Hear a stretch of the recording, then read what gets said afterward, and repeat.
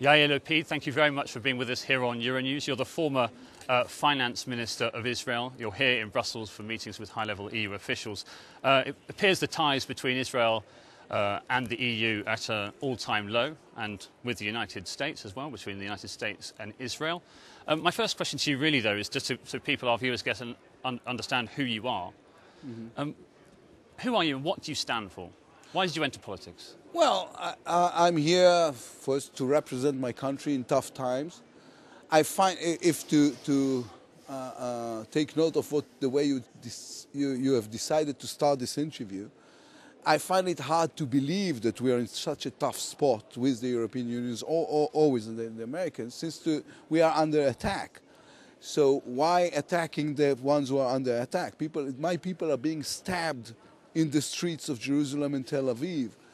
Israelis are being killed. Here in Europe, yesterday the chief rabbi of Marseille has advised the Jews of Marseille not to go around with the kippah, with the yarmulke, because somebody was stabbed for being Jewish. Not far away from here, there were terrible terror attacks towards Jews. So Israelis and Jews alike are being attacked for being Jewish, and then people are telling us it's your fault. So if you ask me what is it we came to discuss, we came to discuss the fact that the world needs to open its eyes and realize who are the ones to be blamed. And the ones to be blamed are Islamic terrorists, or should I say a terrible twist of Islam, who are killing Jews because they're Jews and Christians because they're Christians, trying to make fear the mutual feeling of the entire globe. So what's your plan for resolving this long conflict that you've had with the Palestinians? You endorsed the Arab Peace Initiative in September. Yeah, well, first of all, I want to start by saying who are our allies, and I think Europe is our ally, as long as they understand that helping the BDS movement, the Boycott Israel movement, is actually helping jihadists. When we get this together, we can go and start a long, painful process of separating from the Palestinians. Eventually, it's going to be the two-state solution. If you need to, you ask me who am I or who am I represent? I'm the head of the biggest centrist party in Israel. And if you need the difference between right, left, and center in Israel, so I would say the left doesn't want to separate from the Palestinians because they want peace.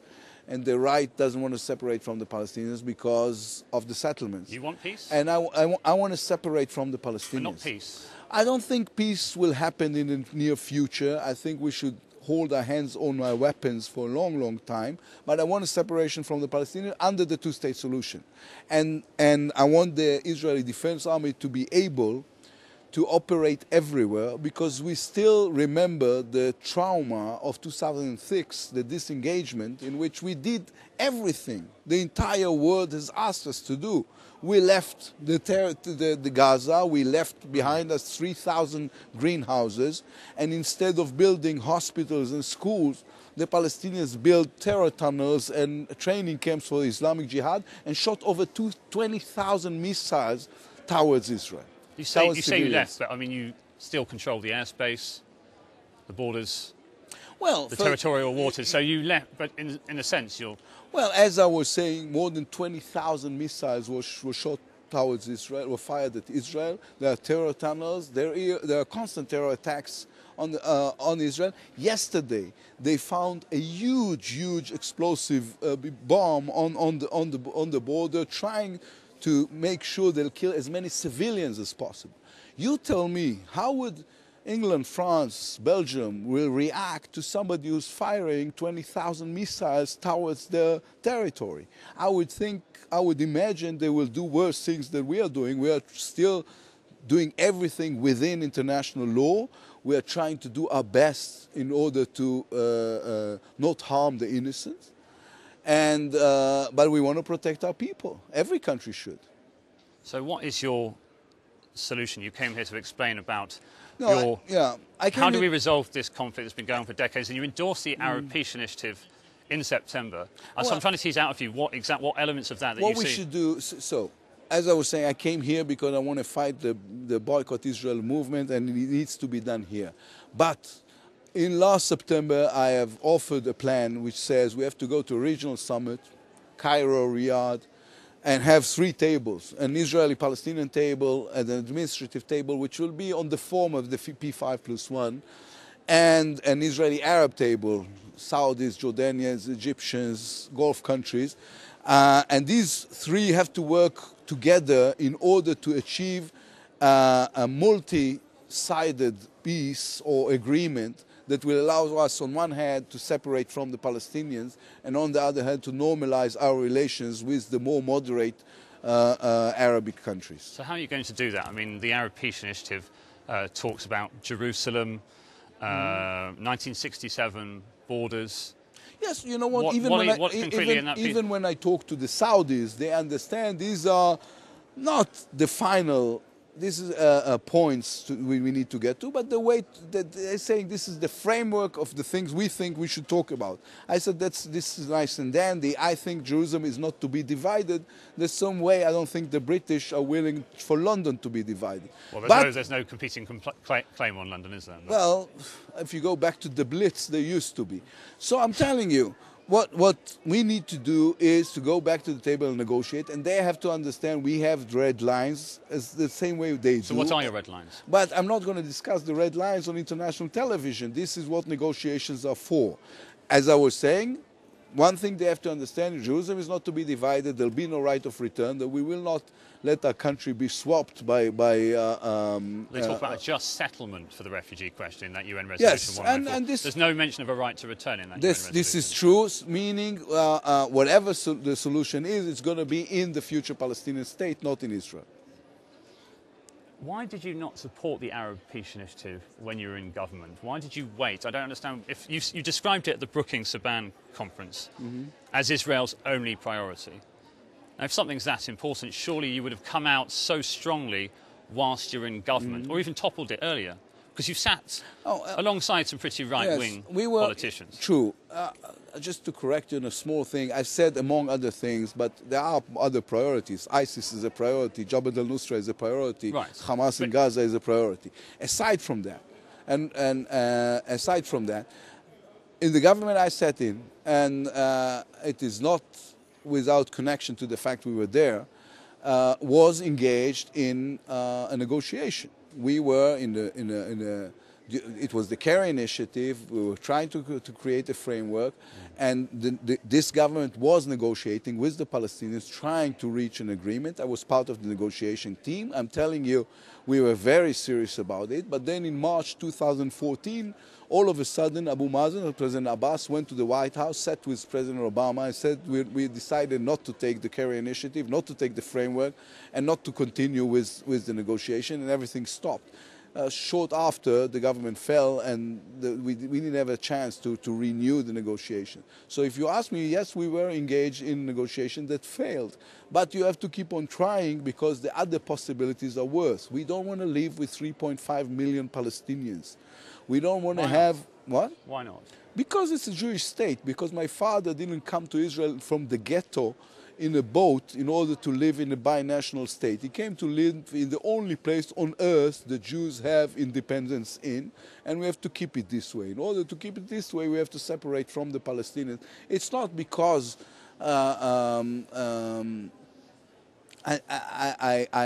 do care about all the right things in terms of human rights, but the first and foremost important thing for me is for Jews to be secured in their own country with definite borders after separating from the Palestinians. So, just on the issue of settlements, what would happen with them under your proposal, which you're not willing to flesh out? Yes, I will not draw the lines. The big blocks should stay in Israel, Ma'ale Adomim, Gush Etzion, I don't know if you know the places, of course Jerusalem surroundings, Ariel, but we understand that the separation from the Palestinians comes with a cost, and the Palestinian state should be built somewhere, and this is in the West Bank, but the big blocks should stay in Israel. There will be probably some swaps. Because Palestinians would say those blocks stop them from creating a viable state. This is an allegation that doesn't stand the test of history. Listen, twice, in 2000 and 2006, Israel offered the Palestinians more than 90% of the territories to build a state of their own, and they refused. And I'm saying this again, in the disengagement, we gave them the territory. We just left. We dismantled all the... Whilst controlling everything that goes in and out of Gaza. No, as I was saying, they have total control over it. So, and as I was saying, and they shot 20,000 missiles on us. So, as I was saying, I know it's easier to, it's the David and Goliath mythology, and you always have to blame the one who's stronger. No, this time the problem is the ones who were offered everything refused, and instead of going back to the negotiation table, came here and started saying horrible things about Jews, as they always do. Jews are not the ones to be blamed at everything. Sometimes it's the other side. But I guess they would say that Israel is not really a partner for peace. Israeli politicians often say that Palestinians aren't a partner for peace. If you're going to continue with the settlement blocks, and you say you want to expand some of them, they see that land as their land. I mean, is Israel really a partner for peace in that case? I mean, how can you go into negotiation when again, I'm reminding you again, they were offered, not in the 30s, recently, more than 90% of the territory. Yeah, but I'm looking at the future. You know what? No, but let's look at the past for a second. You know, most countries were not established in full scale. Israel was established with only 55% of its current territory. The United States was established with only 13 states. Okay, modern Italy was established without Rome. They were offered more than all the countries I just mentioned. They were offered more than 90%. They just didn't want to take it because they don't want a peace. So maybe we have to wait until they want. Convinced? I mean, they want a state. They want to live in peace like everybody, don't they? Well, if they want to live in peace. How many ordinary Palestinians have you met that have told you this? Listen, I'm talking. I'm living there. Unlike you, I'm living there, and I know how they think and talk. How many have you met, What? How many ordinary Palestinians have you discussed? I used to have the Palestinian Minister of Finance in my office with all his crew once a week working together. No, with the people around him. We meet them all the time. This is not the question. What I'm telling you is, if they really want a country of their own, they could have it long time ago. The problem is the voices within the Palestinian society who says, and they've said it bluntly many times, we don't want a Palestinian state alongside Israel. We want a Palestinian state instead of Israel, or better off, on the ashes of Israel. And that, for natural reason, we need to prevent in all costs. You're saying Mr. Abbas does not accept a two-state solution? You're saying that Mr. Abbas does not accept a two-state solution? I am saying that Mr. Abbas is not willing to take the necessary measures in order to have a state of his own, even though he could have. Even though he could have many times before. I'm saying, and I'm saying this not from the perspective of the government, I'm in the opposition. And I'm for the two-state solution. And I think we should go the extra mile for this.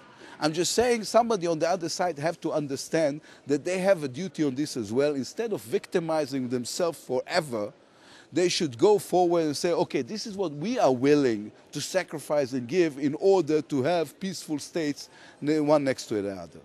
What would the United States make of your plan, though, to keep the settlement blocks? Because you know very well that the White House doesn't recognise them. Indeed, no one in the international community. Well, I think the White House, if you look back at the Clinton parameters, if you look back at the Bush letter, the United States more than once has declared that they understand that the big blocs are going to stay in future Israel. As part of Israel.